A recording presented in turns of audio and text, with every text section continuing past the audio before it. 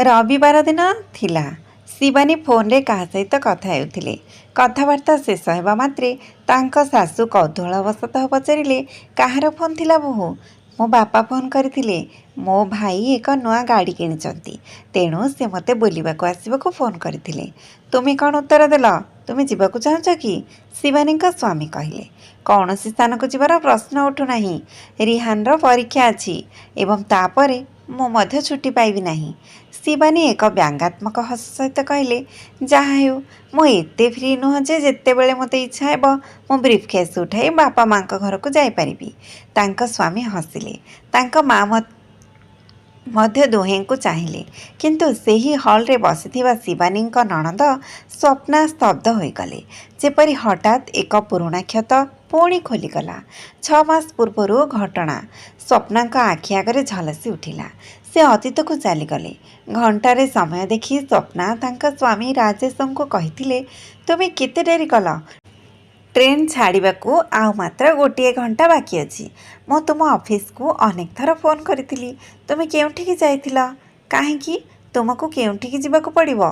मोरो आउ कौनसी काम नाही ना। कौन जे मो सबुबेले तुम पाखरे रहिबा उचित? स्वप्नार कथा शुणी क्लांत राजेश चिड़ीगला। तुमे एते शीघ्र भूली जाओ? तुमको आज सकाळे कहिथिली जे मो माँ फोन करचंती। तुमे ब्रह्मपुररू एबे फेरी आसिच। तुमे गत सप्ताह फेरी आसिच एवं तुमे पुणी जीवाकू प्रस्तुत हेउछ। तेबे कौन हैला? मो सेमानंकर एकमात्र झियो। जदि सेमाने मते डाकिबे मो जीविनी कि? तुमे किपरि जानिब जे बापा माँ सेमानंक पिलामानकू केते भल पांती? स्वप्ना नाटकीय भावरे कहला। राजेश कहले, मोर बापा माँ मध्य अछंती। आमर विवाह को गोटे वर्ष होईगलानी। मु सेमानंक भेटिबाकू केते थर गाँ को जाइछि। पुओ मानंकर एक भिन्न कहानी। तुमे गत 10 वर्ष धरी हॉस्टेल रहुथिल। जदिओ तुमे तुम परिवार सहित रहिबाकू आसुथिल, तुमे प्रायतः तुमर बंधु मानक सहित समय बिताउथिल। सेथिपाई तुम बापा माँ तुमको मने पकांती नहीं। बाजे कथा कहिबार कौनसी आवश्यकता नहीं। जदि तुम माँ पुणी फोन करती तेबे तांको कुह एबे आसीबा संभव नुहे एवं तापरे किछि दिन मध्यरे मो बापा माँ मध्य एठाको आसुचंती। कौन? हाँ, सेमाने आजी फोन करथिले। तापरे एहा आहुरी सहज। जदि माँ आसंती तेबे तुमे खाद्य और पानीय पाइब एवं तुमे एकोटिया मध्य अनुभव करिब नाही। स्वप्ना कहले, छोट झियो परी खुशी हुओ नाही। आम विवाह परे सेमाने प्रथम थर पे एठाको आसुचंती। तुमे चलीगले सेमाने केते कष्ट पाइबे? स्वप्ना राजेश सहित जुक्ति करबाकू चेष्टा कले।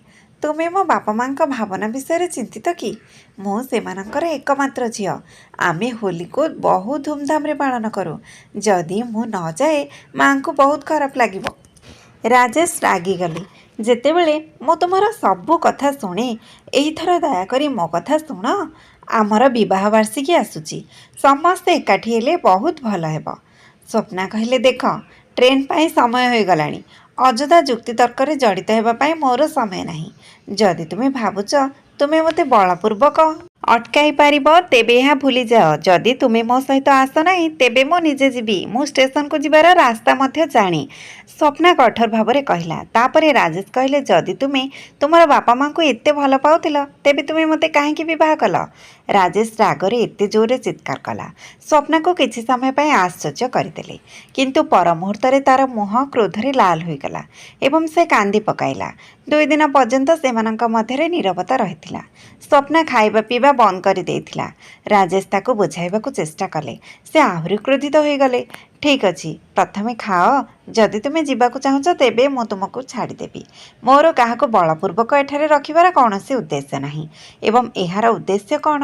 ଶେଷରେ ରାଜେଶ ହୃଦୟରେ ଭାଙ୍ଗି ପଡ଼ିଥିଲେ, ହାର ମାନିଥିଲେ ଏବଂ ସ୍ୱପ୍ନା ବ୍ରହ୍ମପୁର ଫେରି ଆସିଥିଲେ। ସ୍ୱପ୍ନା ଏବେ ତାଙ୍କ ବାପା ମାଆଙ୍କ ଘରକୁ ଯିବାର 6 ମାସ ବିତି ଯାଇଥିଲା। ରାଜେଶ ତାଙ୍କୁ ଫୋନ୍ କରିନଥିଲେ ଏବଂ ସ୍ୱପ୍ନା ମଧ୍ୟ ବିନା ନିମନ୍ତ୍ରିତ ନ ହୋଇ ସେ ଶାଶୁ ଘରକୁ ଯିବେ ନାହିଁ ବୋଲି ଜିଦ୍ ଧରିଥିଲେ। ସ୍ୱପ୍ନାଙ୍କ ବାପା ମାଆ, ଭାଇ ଏବଂ ଭାଉଜ ତାଙ୍କୁ ବୁଝାଇବାକୁ ବହୁତ ଚେଷ୍ଟା କରିଥିଲେ, କିନ୍ତୁ ସେ ବୁଝିବାକୁ ପ୍ରସ୍ତୁତ ନଥିଲେ। ସେ ଜିଦ୍ ଧରି କହିଥିଲେ ଯେ ରାଜେଶ ତାଙ୍କୁ ଅନୁରୋଧ କରି ନ ଆସିଲେ ସେ ନିଜେ ଫେରିଯିବେ ନାହିଁ। କିନ୍ତୁ ଆଜି ଶିବାନୀ ଭାଉଜଙ୍କ ବ୍ୟଙ୍ଗ ତାଙ୍କ ହୃଦୟକୁ ବିଦ୍ଧ କରିଦେଇଥିଲା। ସେ ଏତେ ସରଳ କଥା ମଧ୍ୟ ବୁଝି ନ ପାରିବା ଭଳି ନିଷ୍କପଟ ନଥିଲେ। ସେ ପୁଣି ଭାବିବାକୁ ଲାଗିଲେ। ଶିବାନୀଙ୍କ କଥା ଶୁଣି ତାଙ୍କ ମା ମଧ୍ୟ ଚୁପ୍ ରହିଲେ। ଏହା ତାଙ୍କୁ ଆହୁରି କଷ୍ଟ ଦେଲା। ସେ ନର୍ମାଲ ରହିବାକୁ ଯଥାସମ୍ଭବ ଚେଷ୍ଟା କଲେ, କିନ୍ତୁ ଆଜି ଏହି ଘଟଣା ଏହା ତାଙ୍କୁ ବହୁତ ଅସ୍ଥିର କରିଦେଇଥିଲା। ସେ ତାଙ୍କ ରୁମ୍ରେ ଏକା ବସି ଚୁପଚାପ ଲୁହ ଗଡ଼ାଉଥିଲେ। ଓ ସ୍ୱପ୍ନା, କ'ଣ ହେଲା? ପ୍ରାୟ ସନ୍ଧ୍ୟା ହୋଇଗଲାଣି, ଆଉ ତୁମେ ଏବେ ବି ଶୋଇଛ? ହଠାତ୍ ଭାଉଜ ଶିବାନୀ ଭିତରକୁ ଆସି ଲାଇଟ୍ ଜଳାଇ ଦେଲେ ଏବଂ ସ୍ୱପ୍ନା ଚମକି ପଡ଼ି ଉଠିଲେ। ସେ କାନ୍ଦି କାନ୍ଦି କେତେବେଳେ ଶୋଇପଡ଼ିଲେ ତାହା ସେ ଜାଣିପାରିଲେ ନାହିଁ। ମୋର ଦେହ ଭଲ ଲାଗୁନାହିଁ ଭାଉଜ, ଲାଇଟ୍ ବନ୍ଦ କରିଦିଅ। ସେ ପଚାରିଲେ, ଜ୍ୱର ହେଉନାହିଁ କି? ଭାଉଜ ତାଙ୍କ କପାଳକୁ ଛୁଇଁ କହିଲେ, ନା, ମୋର ଜ୍ୱର ହେଉନାହିଁ, ମୋର ପ୍ରବଳ ମୁଣ୍ଡବିନ୍ଧା ହେଉଛି। ମୁଣ୍ଡବିନ୍ଧା ସତ୍ତ୍ୱେ ବି କିଏ ଏପରି ବିଛଣାରେ ପଡ଼ି ରହେ? ଆସ, ଚା ପିଅ, ଯନ୍ତ୍ରଣା ଦୂର ହୋଇଯିବ। ଆଜି ତୁମର ସମ୍ପର୍କୀୟ ରିୟାଙ୍କ ବିବାହ, ତୁମକୁ ମଧ୍ୟ ସେଠାକୁ ଯିବାକୁ ପଡ଼ିବ। ଶୀଘ୍ର ଉଠି ପ୍ରସ୍ତୁତ ହୁଅ। ଭାଉଜ ଶିବାନୀ କହିଲା, ମୋ ତରଫରୁ ରିୟାକୁ କ୍ଷମା ମାଗିଦେବ ଭାଉଜ। ମୁଁ ଯାଇପାରିବି ନାହିଁ, ମୋର ଦେହ ଆଦୌ ଭଲ ଲାଗୁନାହିଁ। ଶିବାନୀ କହିଲା, ସ୍ୱପ୍ନା, ମୁଁ ତୁମ ମୁଣ୍ଡବିନ୍ଧାର କାରଣ ଜାଣିଛି। ଆଜି ସକାଳେ ମୁଁ ଯାହା କହିଦେଲି ତାହା ପାଇଁ ତୁମେ ରାଗିଗଲ, ନୁହେଁ କି? ସେତେବେଳେ ତୁମର ମୁହଁ ଦେଖି ମୋ ମୁହଁରୁ ବାହାରିଥିବା ବ୍ୟଙ୍ଗ ପାଇଁ ମୁଁ ଅନୁତାପରେ ପୂର୍ଣ୍ଣ ହୋଇଗଲି। କିନ୍ତୁ ମୁଁ କ'ଣ କରିପାରିବି? ଧନୁରୁ ବାହାରୁଥିବା ତୀର ପରି ମୁଁ ଏହାକୁ ଫେରାଇ ନେଇପାରିଲି ନାହିଁ। କିନ୍ତୁ ତୁମେ କ'ଣ ଚାହୁଁଛ ଯେ ମୁଁ ବଡ଼ ହୋଇ ତୁମକୁ କ୍ଷମା ମାଗିବି? ଭାଉଜ ଶିବାନୀ ଦୁଃଖିତ ସ୍ୱରରେ କହିଲେ। ତୁମେ ଏ କ'ଣ କହୁଛ ଭାଉଜ? ତୁମେ ଯାହା କହିଲ ମୁଁ ସେଥିରେ କାହିଁକି ଅପମାନିତ ହେବି? ସ୍ୱପ୍ନା ଦୁଃଖିତ ସ୍ୱରରେ କହିଲା। ତୁମେ କ'ଣ ପ୍ରକୃତରେ ଭାବୁଛ ଯେ ମୁଁ ତୁମକୁ ଏଠାରେ ରହିବାକୁ ଆଦୌ ପସନ୍ଦ କରୁନାହିଁ? ଶିବାନୀ ପଚାରିଲା। ମୁଁ କେବେ କହିଲି ଭାଉଜ? ସ୍ୱପ୍ନା, ତୁମେ ଏଠାରେ ରହିଲେ ଘରଟି ପୂର୍ଣ୍ଣ ଅନୁଭବ ହୁଏ। କିନ୍ତୁ ତୁମେ ହୁଏତ ଜାଣିନାହଁ ଯେ ଯଦିଓ ଆମେ ରକ୍ତ ସମ୍ପର୍କୀୟ ନୁହେଁ, ମୁଁ ତୁମକୁ ସବୁବେଳେ ଖୁସିରେ ଦେଖିବାକୁ ଚାହୁଁଛି। ତୁମର ମୁହଁ ଉପରେ ଯେଉଁ ଦୁଃଖର ଛାଇ ଝୁଲୁଛି ତାହା ଏବେ ସମଗ୍ର ପରିବାରକୁ ଗ୍ରାସ କରିବାକୁ ଆରମ୍ଭ କରିଛି। ତେଣୁ ଭାଉଜ, ତୁମେ କ'ଣ ଚାହୁଁଛ ଯେ ମୁଁ ଯାଇ ରାଜେଶର ପାଦ ଧରିବି? ତାଙ୍କ ପାଦ ଧରିବ ନାହିଁ, କିନ୍ତୁ ତୁମେ ଅତି କମ୍ରେ ତାଙ୍କ ସୁସ୍ଥତା ପାଇଁ ଜାଣିବା ପାଇଁ ଫୋନ୍ କିମ୍ବା ମେସେଜ୍ କରିପାରିବ। ସେ ଏହା ମଧ୍ୟ ଅନୁଭବ କରିବା ଉଚିତ ଯେ ତାଙ୍କ ସ୍ତ୍ରୀ ତାଙ୍କ ବିଷୟରେ ଚିନ୍ତିତ। ମୁଁ ଏଠାକୁ ଆସିବାର 6 ମାସ ହୋଇଗଲାଣି ଭାଉଜ। କେହି ମୋ ବିଷୟରେ ଚିନ୍ତିତ? କେହି ଜଣେ ଆଗକୁ ବଢ଼ିବାକୁ ପଡ଼ିବ। ସ୍ୱପ୍ନା, ମୋତେ ସତ୍ୟ କୁହ, ତୁମେ ରାଜେଶଙ୍କ ସହିତ ଝଗଡ଼ା ପରେ ଆସିଥିଲ, ଠିକ୍ ନା? ହଁ। ସ୍ୱପ୍ନା ମୁଣ୍ଡ ହଲାଇ ଆଖି ତଳକୁ କରିଦେଲା। ଯଦିଓ ତୁମେ ଆମକୁ କେବେ ଜୋରରେ କିଛି କହିଲ ନାହିଁ, କିନ୍ତୁ ମୁଁ ସେହିଦିନ ବୁଝିପାରିଲି ଯେତେବେଳେ ମୁଁ ତୁମର ଦୁଃଖିତ ମୁହଁ ଦେଖିଲି। ଏବଂ ଏହା ନିଶ୍ଚିତ ଭାବରେ ତୁମ ମା କିମ୍ବା ବାପାଙ୍କ ଅଭିଜ୍ଞ ଆଖିରେ ଲୁଚି ରହିନଥିଲା। ସେଥିପାଇଁ ଲୋକମାନେ କୁହନ୍ତି ଯେ ବିବାହ ପରେ ଝିଅ ଜଣେ ଅପରିଚିତ ହୋଇଯାଏ। ସ୍ୱପ୍ନା କହିଲେ, ମୁଁ କ'ଣ କରିବି? ମୁଁ କିଛି ବୁଝିପାରୁନାହିଁ। ଯଦି ତୁମେ ମୋ କଥାରେ ବିଶ୍ୱାସ କର, ତେବେ ତୁମେ ଚେଷ୍ଟା କର। ସମସ୍ୟା, ଏହି ଛୋଟ ଛୋଟ କଥାଗୁଡ଼ିକ ଏକ ବୈବାହିକ ଜୀବନକୁ ବିଷାକ୍ତ କରିପାରେ। ରାଜେଶ ଏବଂ ତାଙ୍କ ପରିବାର ବହୁତ ଭଲ, କିନ୍ତୁ ସେମାନେ ହୁଏତ ଆମ ପରି ଆଗକୁ ବଢ଼ିବାକୁ ଚାହାନ୍ତି ନାହିଁ। ଏବେ ତୁମେ କ'ଣ ଚାହୁଁଛ ତାହା ତୁମକୁ ନିଷ୍ପତ୍ତି ନେବାକୁ ପଡ଼ିବ। ଶିବାନୀ ସ୍ୱପ୍ନାକୁ ବୁଝାଇଲେ। ତୁମେ ଦୁଇଜଣ ଏଠାରେ ଲୁଚି ବସିଛ, ମୁଁ ସାରା ଘର ଖୋଜୁଥିଲି। ଠିକ୍ ସେତିକିବେଳେ ତାଙ୍କ ମା ସେମାନଙ୍କ କଥାବାର୍ତ୍ତାରେ ବାଧା ଦେଇ ଆସିଲେ। ସ୍ୱପ୍ନାକୁ ଭଲ ଲାଗୁନାହିଁ ମା, ସେ ରିୟାଙ୍କ ବିବାହକୁ ଯିବାକୁ ଚାହାନ୍ତି ନାହିଁ। ଶିବାନୀ ତାଙ୍କ ଶାଶୁଙ୍କୁ ଦେଖି କହିଲେ, କାହିଁକି, କ'ଣ ହେଲା? ତାଙ୍କର ମୁଣ୍ଡବିନ୍ଧା ହେଉଛି ମା। ଓ, ତା ମୁହଁ ମଳିନ ଦେଖାଯାଉଛି। ଠିକ୍ ଅଛି, ତୁ ଯା, ତାକୁ ବିଶ୍ରାମ ନେବାକୁ ଦେ, ମୁଁ ତା ସହିତ ରହିଯିବି। ତାଙ୍କ ମା କହିଲେ, କିନ୍ତୁ ମୁଁ ଏକା ଯିବି ନାହିଁ ମା। ଯଦି ସ୍ୱପ୍ନା ଯାଉନାହାନ୍ତି, ତେବେ ଅତି କମ୍ରେ ତୁମେ ଆସ, ତୁମେ ଯାଇପାରିବ। ଶିବାନୀ କହିଲେ, ମା, ତୁମେ ଦୁଇଜଣ ବିବାହକୁ ଯାଅ, ମୁଁ ଠିକ୍ ଅଛି। ଯଦି ମୁଁ କିଛି ସମୟ ଶୋଇପଡ଼େ, ମୁଁ ସମ୍ପୂର୍ଣ୍ଣ ଠିକ୍ ହୋଇଯିବି। ସ୍ୱପ୍ନା ତାଙ୍କ ମାଆଙ୍କୁ ବୁଝାଇଲା। ଠିକ୍ ଅଛି, ଚାଲ, ଶୀଘ୍ର ପ୍ରସ୍ତୁତ ହୁଅ, ଡେରି ହେଉଛି। ସମସ୍ତେ ଯିବା ମାତ୍ରେ ସ୍ୱପ୍ନା ଉଠି ପଡ଼ିଲା। ଶିବାନୀ ଭାଉଜଙ୍କ ସହ କଥା ହେବା ପରେ ତାଙ୍କର ମନ ହାଲୁକା ଲାଗିଲା। ସେ ଦିଲ୍ଲୀକୁ ରାଜେଶଙ୍କୁ ଫୋନ୍ କରି କଥା ହେବାକୁ ଚେଷ୍ଟା କଲେ, କିନ୍ତୁ ଯେତେବେଳେ ସେ ବହୁ ସମୟ ପର୍ଯ୍ୟନ୍ତ ଯୋଗାଯୋଗ କରିପାରିଲେ ନାହିଁ। ତାଙ୍କୁ ମନରେ ଏକ ଅଜବ ଆଶଙ୍କା ଭରିଗଲା।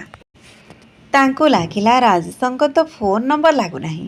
ମୁଁ ଏବେ କ'ଣ କରିପାରିବି? ସେ ବହୁତ ଅସ୍ତବ୍ୟସ୍ତ ହୋଇପଡ଼ିଲେ। ତାପରେ ତାଙ୍କୁ ହଠାତ୍ ମନେ ପଡ଼ିଲା ଯେ ତାଙ୍କ ପାଖରେ ରାଜେଶର ପଡ଼ୋଶୀ ପାଢ଼ୀବାବୁଙ୍କ ଫୋନ୍ ନମ୍ବର ଅଛି।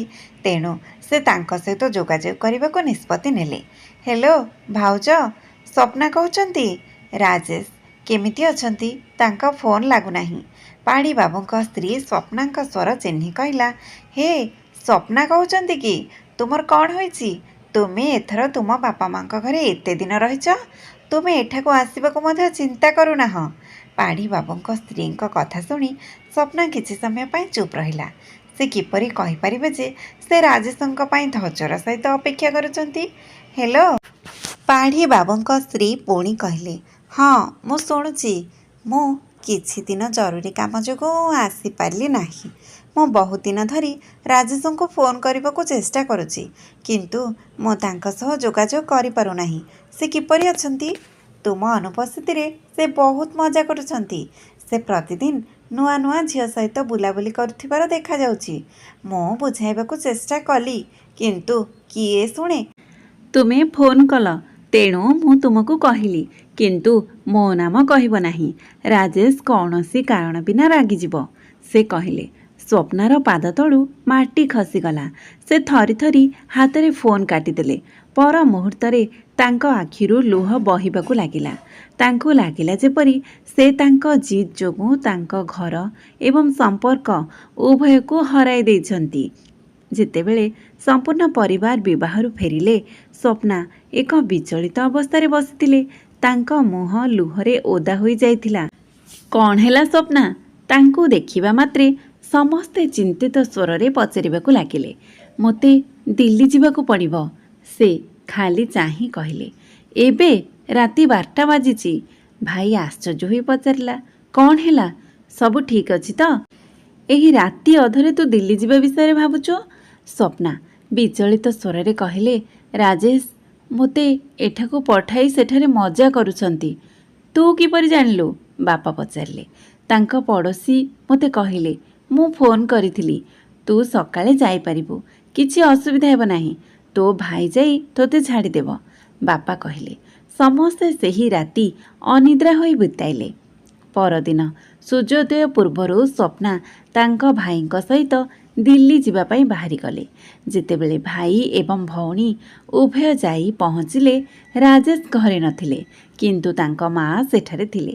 ତୁମେ କେବେ ଆସିଛ ମା? ନମସ୍କାର, ଭାଇ କହିଲେ। ମୁଁ 4 ମାସ ହେଲା ଏଠାରେ ପଡ଼ି ରହିଛି, ଗାଁର କାମ ଛାଡ଼ି।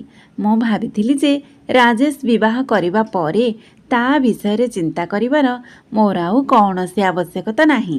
କିନ୍ତୁ ସେ ପ୍ରାୟ 4 ମାସ ପୂର୍ବରୁ ଗୁରୁତର ଅସୁସ୍ଥ ହୋଇପଡ଼ିଥିଲା ଏବଂ ସ୍ୱପ୍ନା ଘରକୁ ଚାଲିଗଲା ଏବଂ ତା ପରିବାରକୁ ଭୁଲିଗଲା। ରାଜେଶର ମା ଅଭିଯୋଗପୂର୍ଣ୍ଣ ସ୍ୱରରେ କହିଲେ, ମା ପ୍ରକୃତରେ ଏସବୁ ସ୍ୱପ୍ନାର ଦୋଷ, କିନ୍ତୁ ଦୟାକରି ଏଥର ତାକୁ କ୍ଷମା କରିଦିଅ। ସେ ମୂର୍ଖ, ସେ ଆଉ ଏପରି ଭୁଲ କରିବ ନାହିଁ, ଭାଇ କହିଲା। ତୁମେ ଏ କ'ଣ କହୁଛ ପୁଅ? ପରିବାର ଖୁସି ଥିଲେ ମୁଁ ଖୁସି। ଲକ୍ଷ୍ମୀ ଘରକୁ ଫେରି ଆସିଛନ୍ତି। ଏବେ ତୋ ଘରର ଯତ୍ନ ନେ ଏବଂ ମୋତେ ମୁକ୍ତ କର, ସେ କହିଲେ। ରାଜେଶ ବହୁ ଡେରିରେ ଘରକୁ ଫେରିଲା। ସ୍ୱପ୍ନାକୁ ଦେଖି ସେ ଆଶ୍ଚର୍ଯ୍ୟ ହୋଇଗଲା। ସ୍ୱପ୍ନା କହିଲା, ଏ କ'ଣ ଘରକୁ ଫେରିବାର ସମୟ? ସ୍ୱପ୍ନା କହିଲା ଯେ ସେ କିଛି ନିଷ୍କ୍ରିୟତା ପାଇଲା। ରାଜେଶ ଉତ୍ତରରେ ହସିବାକୁ ଲାଗିଲେ। ହସିବାର କ'ଣ ଅଛି? ସ୍ୱପ୍ନା ରାଗିକି କହିଲା। ନା, ହସିବାର କୌଣସି ଅର୍ଥ ନାହିଁ, କିନ୍ତୁ ଏବେ ମୋତେ ପ୍ରତିଦିନ ଏହି ପ୍ରଶ୍ନର ଉତ୍ତର ଦେବାକୁ ପ୍ରସ୍ତୁତ ହେବାକୁ ପଡ଼ିବ, ରାଜେଶ କହିଲା। ପାଢ଼ୀବାବୁଙ୍କ ସ୍ତ୍ରୀ ମୋତେ ସବୁ କିଛି କହିଥିଲେ, ସ୍ୱପ୍ନା ଆଖି ବୁଲାଇ କହିଲା। ସେ ଆଜି ସକାଳେ ମୋତେ ମଧ୍ୟ ସବୁ କିଛି କହିଥିଲେ। କ'ଣ? ଯେ ସେ ଏକ କୌଶଳ ପ୍ରସ୍ତୁତ କରିଛନ୍ତି ଯାହାଦ୍ୱାରା ତୁମକୁ ଫେରିବାକୁ ଅଧିକ ସମୟ ଲାଗିବ ନାହିଁ। ଏହାର ଅର୍ଥ ସେ ସବୁକିଛି ମିଛ କହିଥିଲେ? ତୁମେ ତାଙ୍କୁ ପଚାରିବା ଉଚିତ। ତୁମେ ତୁମର ବିଜୟ ବିଷୟରେ ଗର୍ବ କରୁଛ କାରଣ ମୁଁ ନିମନ୍ତ୍ରିତ ନ ହୋଇ ଆସିଗଲି, ସ୍ୱପ୍ନା ରାଗି କହିଲା। ତୁମେ ଏ କ'ଣ କହୁଛ ସ୍ୱପ୍ନା? ଆମେ କେବେ ଭିନ୍ନ ଯେ ମୁଁ ବିଜୟ ଏବଂ ପରାଜୟ ଭଳି ଛୋଟ ଛୋଟ କଥାରେ ଆସିବି? ତୁମେ तुम घर को आसीच तुमे एथिरे काहेकि लज्जित हेब मु सेठाकू आसीबा विषय जदि तुमे मते थरे फोन करिथांत किंबा मेसेज करिथांत तेबे मु दौड़ी जाइथांती। जदि तुमे भाविथांत जे तुमर मो उपरे सामान्यतम अधिकार अछि तेबे तुमे निमंत्रित न होई आसी परिथांत। किंतु मते सत्य कह तुमे तुम घरे एकमात्र झियो तुमको मने अछि कि मु मना करिबा पहरे तुमे केते रागी जाई चली जाइथिल। मु तुमको आनिबाकू गले जदि तुमे मो सहित न आसीथांत एवं तुमे मते अपमानित करिथांत। स्वप्ना भाविला जे राजेश केते स्पष्ट मनर एवं सेही व्यक्ति जी तांको जीत सहित समस्तଙ୍କ जीवन को विषाक्त करदेइछि। तांकू भाउज शिवानी एवं पाढ़ी बाबूଙ୍କ स्त्री रक्षा करथिले नचेत से हुए तो अनुताप व्यतीत आउ कि पाई न थांते। सेही दिन स्वप्ना प्रथम थर पाई अनुभव कला जे संपर्क जिद किंबा अहंकार उपरे निर्मित नुहे बरं बुझिबा एवं आगको बढ़िबा उपरे निर्मित।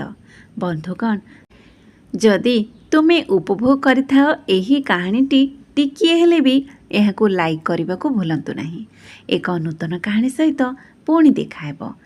से पर्यंत बहुत बहुत धन्यवाद। नमस्कार। जय जगन्नाथ।